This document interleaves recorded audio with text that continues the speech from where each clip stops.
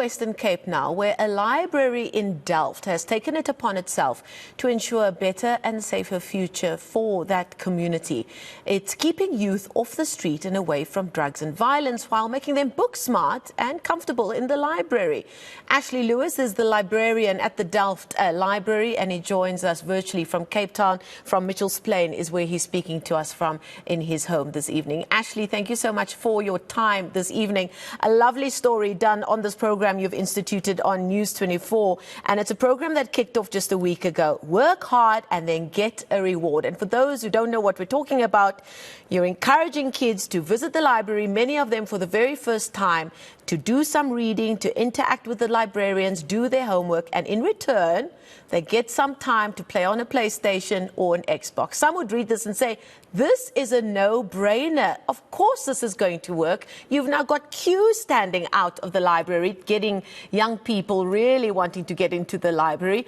Tell us where this idea came from. Good evening, Abigail, and good evening to your listeners and the opportunity. This idea actually came from a background that I actually have because I grew up in Menenberg, and grew up in the disadvantaged community is very difficult. The experiences that you actually have within these communities, it breaks you. Because if you don't have, you make sometimes informed, uninformed decisions. And that is actually what I thought every time when I look at our children today, standing on the corner, doing wrong things. And I thought, what can we as a public library do to draw more children in the library? And that's what I thought. We had games in the facility. Why don't we use it to create an incentive where we break the cycle where our children of today, they stand on the corners and they ask for money. So I was thinking, if I can bring an incentive in with a reward system, if you want to play a game, you have to do your homework. If you want to play a game, you have to read. If you do want to ask for something and you're bigger, you are the youth, ask for a bursary. Those are the type of ideas I want to put on our young children's mind. Not to go out and commit violence, but instead of putting a console in the hand, instead of putting a pistol in the hand. That is the sort of idea that I wanted to create in our young children today. So parents that is in work, that has to work overtime, that has to put in, they don't have to stress when they're at work because they know now their children are in a library, in a safe and educational space. And that is where it actually came on, Abigail, and was so a big success because I never knew the huge amount of children that will come to the library to actually come play the PlayStation games. And I know there are parents that can't afford it because I know when I was young, I used to ask my mother if I can't have this and that, and she would look at me with angry eyes. And I was thinking that she was angry at me for asking her something. But it wasn't anger, it was hurt because she couldn't afford to give it to me. And that is what I wanted to change, because there are a lot of parents that can't give this to their children, and now they don't need to worry anymore because now the child can come to the library and here's a PlayStation for them. Some children can't even believe having such a console in their hand, playing a game with other children. Instead of making enemies outside, they're making friends now in the library, in the educational space. And that is one of the most positive things. Absolutely. If I could just come in there. Now, actually, you work in a traditional public library, a space that's always been very traditional. When you came up with this idea, obviously there's red tape involved with instituting any of these kinds of programs. What is the reaction that you got? Because I would think that some people, especially those who are purists about what the library space should look like and sound like, they would say, oh, no, of course you can't encourage gaming. This is what we're trying to get kids away from. What kind of reaction did you get to your idea, and how did you get over those hurdles? It was very difficult because I've experienced a lot of doors being shut into my face. But I think the cause is bigger than the challenge because there were people that didn't believe in it. There were people that thought this couldn't work. But what I bring forward to each and everybody questioning this idea is that all I'm doing is combining the traditional library service with the digital library service. And I feel with this combination, we can reach the bigger part of our communities. And if we can teach the children from a young age to make use of the public library, because children have this perception, libraries only have this idea of books. And they have the perception there is not this culture of reading. So we need something in the library that would draw the children, and then we can promote our services on them.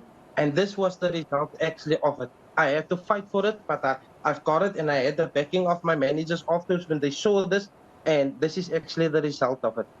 We're just looking at the pictures now of the kids, obviously all waiting for their turn.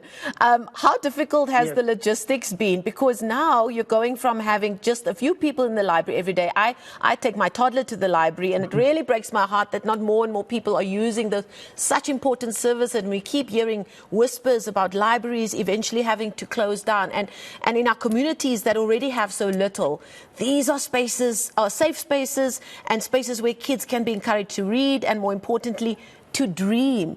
Are you hoping that this will encourage other libraries to follow similar programs, to at least just get those little feet in the front door of a library and open up a new world for them there?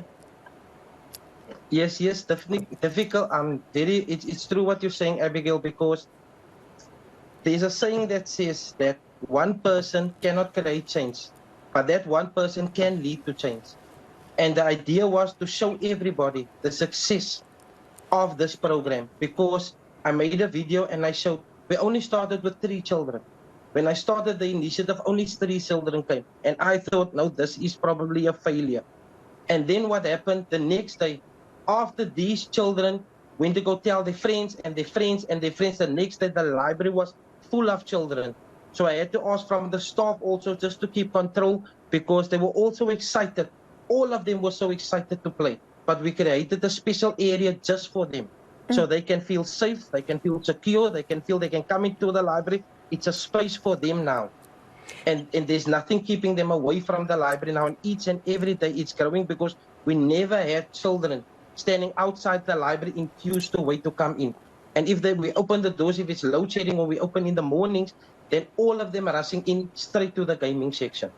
And are we seeing more and more of them picking up those books, perhaps taking out cards, eventually taking books home? Because that obviously is one of the big positive offshoots of this program.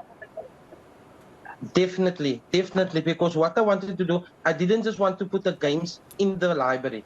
I wanted to attach the program into it.